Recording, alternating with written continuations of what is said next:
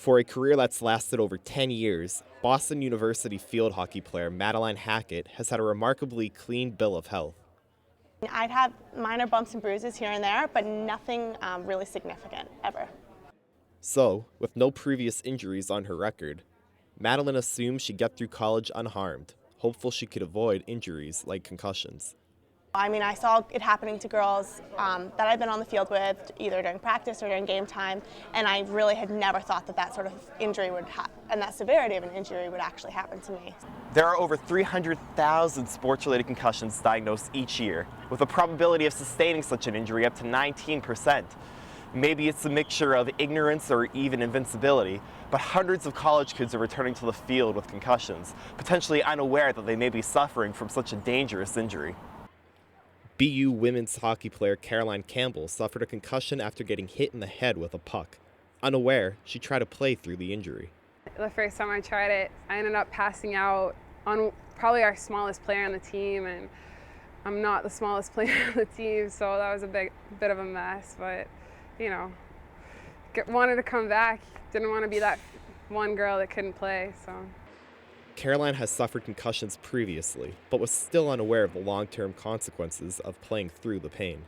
I had no idea any of the repercussions of concussions, so and I'm just now dealing with all the concussions that I've had, plus the pretty bad one I got my first year in college. Madeline suffered her concussion midway through last season. There were 10 minutes left in the game, and a girl from the other team came up and undercut me.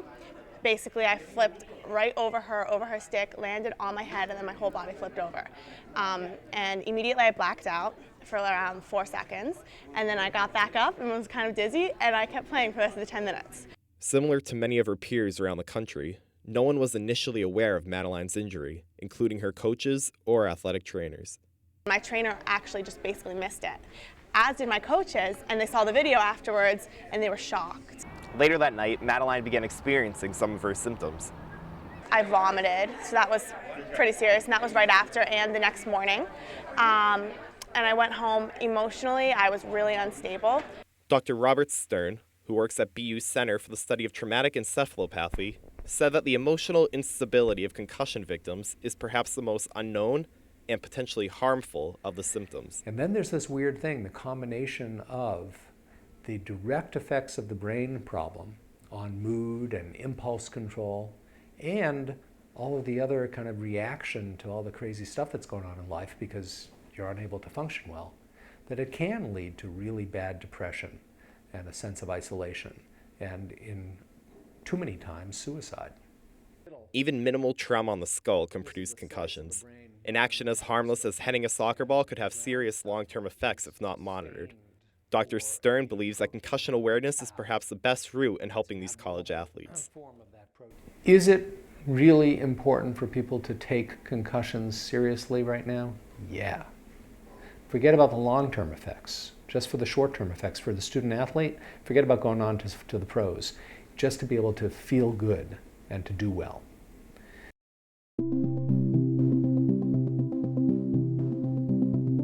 I never used to get the flu shot, and I actually came down with influenza one year. It was 2 years ago that I got the flu, and I got it really bad. I was, in my 30s. I was healthy, and I was completely incapacitated by the flu. Couldn't breathe hardly, couldn't swallow, had a fever, 102, had to stay in the hospital. Well, you don't want to go through what I went through. Young people, old people, or people that are compromised in some way can die from it. It can be lethal. I can't afford to get sick. I'm a single mom, so I just can't be out for a week. I have a 9 and a 11-year-old, and I've always given them the flu shot because I think that's the best way to prevent the flu. I have asthma and allergies, and my doctor highly recommends it so I could stay healthy. I recommend all my family and friends to get vaccinated because you never know if it's going to be a bad flu year. I get the flu shot to protect myself and to protect my patients, as well as my daughter. I'm pregnant, and I want to make sure that I protect my baby as well. It's not really about yourself, it's about others too. Sometimes you could transmit the virus even if you don't feel sick. I get the flu shot every year. I get it every year. It's important to keep everybody safe.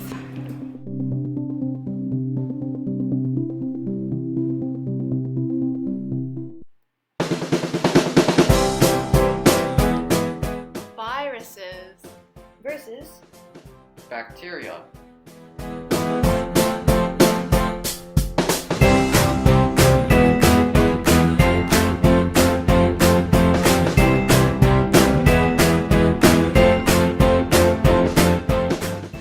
So, what is a virus? Well, a virus is a non-living infectious agent, and they are found everywhere. Now, a virus has no cell organelles, meaning a virus is not alive, but dead. There's a lot of controversy about this. I'm dead, guys. Indeed you are. Now, a virus is also an infectious agent. They attack other cells, and they are eliminated by the immune system.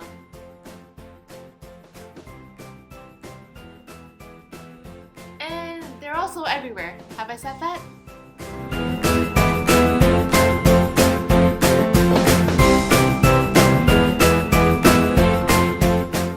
So what is bacteria, you say?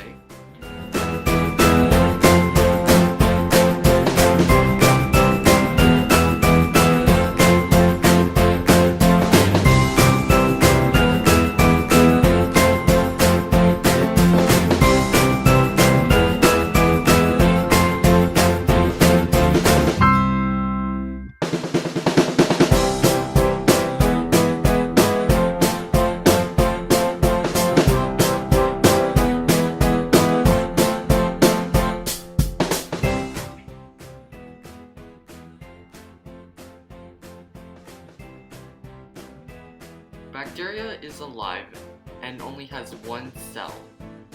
It is multiplying rapidly and found anywhere in clumps of groups. It is a prokaryotic, which means it has no nucleus and lacks chlorophyll.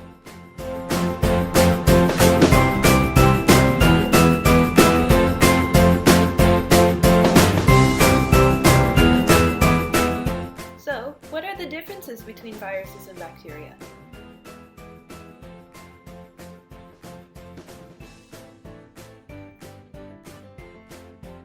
To start off, bacteria is considered a living thing.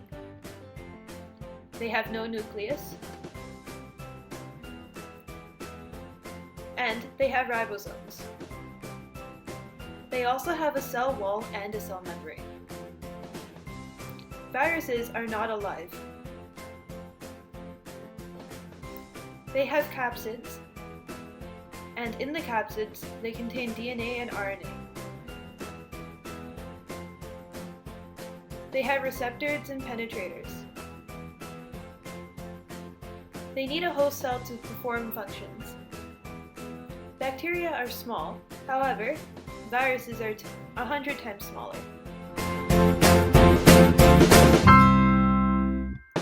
Now, viruses reproduce in different ways compared to bacteria. Now, first, absorption. Viruses attach themselves to a host cell. Second, injection. They inject their DNA or RNA into the cell.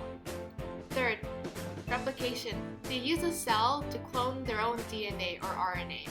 Fourth, assembly. They make enzymes made for virons. Fifth, develop. The virons are made. And finally, the fully complete viruses are released from the host cell. And the process repeats.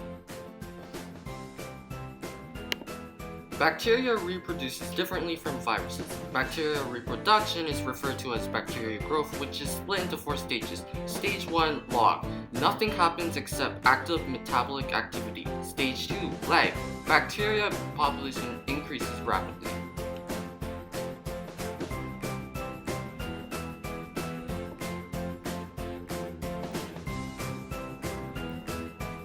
The next stage, stationary, is when the birth rate of the bacteria equals the death rate of bacteria. However, in stage 4, the final stage, bacteria starts dying until very few or none of bacteria exist.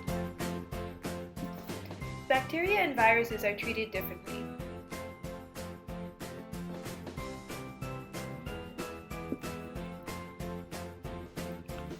Viruses can only be treated with the use of vaccines. Fortunately, antibiotics were invented to cure bacteria. How does the immune system combat viruses? When viruses enter the cell breaks up the virus using enzymes. Then, it displays the pieces of the broken up virus outside the cell. Antibodies are created using the DNA of the cell and are produced, and then they are sent outside the cell to stop the virus.